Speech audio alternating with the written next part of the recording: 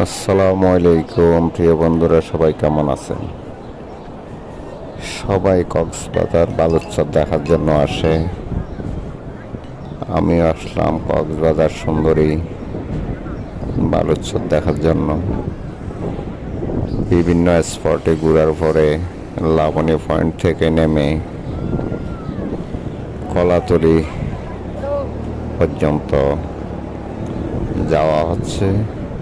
তার মাঝামাঝি কি দেখা যাচ্ছে সব কিছু আপনাদেরকে দেখাচ্ছি, আপনারা দেখেন।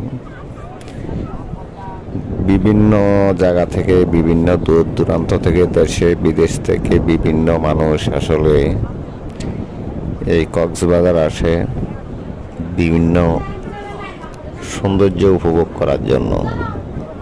তো আমিও আসলে আসলাম সৌন্দর্য উপভোগ করার জন্য। তো আয়সা দেখলাম যে এখানে কিছু ঘোড়া আর কিছু ছাতা দিয়ে মানুষ বসে আছে। তো ভাবলাম দেখি ছাতা দিয়ে যেহেতু মানুষগুলো বসে আছে, আমিও একটু ভিডিও করে নিয়ে এই পানিটাও ভিডিও করলাম, পাশাপাশি ছাতার নিচে যারা যারা বসে আছে সবাইকে ভিডিও করলাম। তো কে কতটুক এখানে এসে আনন্দ পায় আসলে আমি জানি না। এখানে সব বালু আর পানি ছাড়া আসলে এখানে আর কিছু দেখার মতো আমি দেখতেছি না। আসলে দূর দূরান্ত থেকে মানুষ কেন আসে এখানে কক্সবাজার ঘোরার জন্য, দেখার জন্য, আসলে আমি জানি না।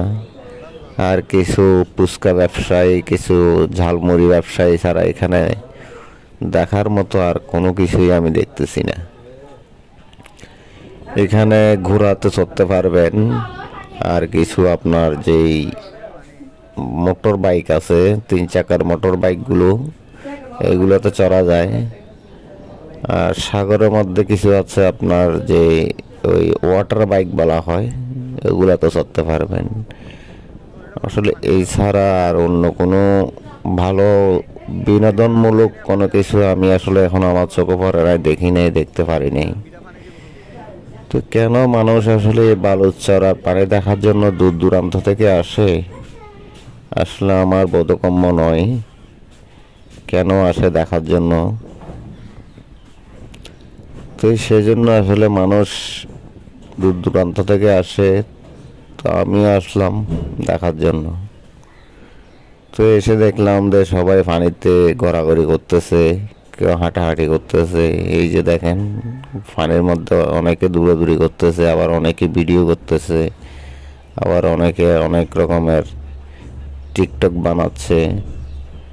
বিভিন্ন রকমের মানুষ এখানে আসে।